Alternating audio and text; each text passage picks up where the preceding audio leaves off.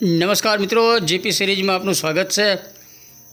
મિત્રો, આ ખેડા પાસે આવેલું હરિયાળા સ્વામિનારાયણ ગુરુકુલ છે અને પરોઢિયે આ બધા વિદ્યાર્થીઓ અહીંયા આ માટલામાં રહેલા ઠંડા પાણીથી સ્નાન કરે છે। એને માઘ સ્નાન કહેવાય છે। ખુલ્લા મેદાનની અંદર આ બધા માટલા ભરી અને રાત્રે મૂકી દેવાય છે અને સવારે આ બધા વિદ્યાર્થીઓ અહીંયા આવી અને મેદાનમાં આ ઠંડા પાણીથી સ્નાન કરે છે। અને આ ગુરુકુલની આ પરંપરા રહી છે। દર પોષ મહિનાની પૂનમથી પવિત્ર ગણાતા માઘ સ્નાનની શરૂઆત થાય છે। આ સમય દરમિયાન સવારે પરોઢિયે સમુદ્ર સ્નાન ખૂબ જ ઉત્કૃષ્ટ ગણાય છે। ત્યાર પછી નદી અથવા ગામના સ્વચ્છ પાણી ભરેલા તળાવ હોય એ અથવા કૂવામાંથી કૂવામાંથી પાણી ખેંચી અને નહાવું તે ધાર્મિક માન્યતા સાથે આરોગ્યની દૃષ્ટિએ પણ એ શુભ ફળ આપે છે। પરંતુ વર્તમાન સમયે શહેર અને ગામડામાં ગૃહસ્થ નાગરિકોને માઘ સ્નાન માટે નદી અથવા તળાવ તો દુર્લભ છે। એટલે માટલામાં પાણી ભરી અને ખુલ્લા મેદાન અથવા અગાસીમાં મૂકી અને આખી રાત્રિ દરમિયાન માટલાનું જે પાણી ઠંડુ થયું હોય એ પાણીથી સવારે નહાવાથી આ ઉત્કૃષ્ટ પુણ્ય પ્રાપ્તિ થાય છે। સ્વામિનારાયણ ગુરુકુલના વિદ્યાર્થીઓ અત્યારે સવારે પરોઢિયે ઠંડીમાં ખુશહાલ થઈને આ માઘ સ્નાન કરી રહ્યા છે। માઘ સ્નાનનો ઉત્સાહ બહુ હોય છે વિદ્યાર્થીઓમાં।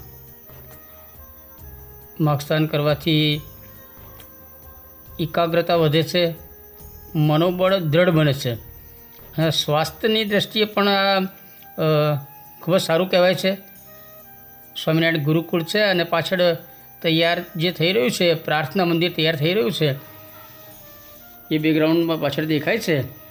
અહીંયા બધા જ વિદ્યાર્થીઓ માઘ સ્નાન કરે છે। ખૂબ જ ઉત્સાહ હોય છે વિદ્યાર્થીઓમાં। અને ગુરુકુલમાં અહીંયા જ્યારે રહેતા હોય ને અભ્યાસ કરતા હોય એ દરમિયાન આ માઘ સ્નાનનો મહિનો આવે ને ત્યારે જે માઘ સ્નાન કરે છે એ તો કાયમી સ્મૃતિપટમાં એમના એ અવિસ્મરણીય રીતે અંકિત થઈ જાય છે। માઘ સ્નાનને તો બધા યાદ કરતા જ હોય છે આ બધા વિદ્યાર્થીઓ। એટલે એક યાદગાર પળ પણ માઘ સ્નાનની હોય છે અને માઘ સ્નાનનો ઉત્સાહ શાકોત્સવ પછી આ માઘ સ્નાન જે છે એ વિદ્યાર્થીઓના માનસપટ પર અંકિત થાય છે અને બધા વિદ્યાર્થીઓ એટલા બધા ખુશહાલ છે, નાનાથી મોટા બધા જ વિદ્યાર્થીઓ, અને હોંશભેર માઘ સ્નાનમાં તેઓ ભાગ લે છે। અને હવે માઘ સ્નાનનો મહિમા સ્વામીશ્રી પાસેથી આપણે જાણીશું। બોલો સ્વામિનારાયણ ભગવાનની જય। વાલા ભક્તજનો, દિવ્ય માઘ સ્નાનનો મહિનો શરૂ ચાલી રહ્યો છે। આ દિવ્ય માઘ સ્નાનની અંદર સમગ્ર ભારત વર્ષની અંદર અનેક મહાનદીઓમાં, સમુદ્રોમાં, સરોવરમાં, તીર્થસ્થાનોમાં બધાય ભગવાનના ભક્તો આપણા શાસ્ત્રોનો જે માઘ સ્નાનનો મહિમા છે એને લીધે પ્રયાગમાં, ગંગાજીમાં, હરદ્વારમાં, ઋષિકેશમાં, આપણા સમુદ્ર સ્નાન, અનેક બધા તીર્થોમાં સ્નાન કરતા હોય છે। ભગવાન સ્વામિનારાયણની આજ્ઞા છે કે અમારા ભક્તજનોએ આ દિવ્ય માઘ સ્નાન અવશ્ય કરવું। કદા સમુદ્રનો સ્નાન સર્વથી ઉત્તમ છે, એનાથી મોટી મહાનદીઓ એનું સ્નાન, પછી સમુદ્રને મળતી એ નદીઓ, પછી સરોવરો, તળાવો, પાણીનો ઘડો ભરીને સાંજે ખુલ્લા આકાશને તળ નીચે મૂકી દે અને સવારે એ પાણીના ઘડાથી સ્નાન કરીએ તો ગંગામાં જે સ્નાન કરીએ અને જે પુણ્યની પ્રાપ્તિ થાય એ આ માઘ સ્નાનના પુણ્યના પ્રાપ્ત થતી હોય છે। આ માઘ સ્નાન કરવાથી અનેક પુણ્ય પ્રાપ્ત થતા હોય, અનેક બધા પાપ જે કર્યા બધા નાશ પામતા હોય છે અને ભગવાનની ખૂબ પ્રસન્નતા થતી હોય છે।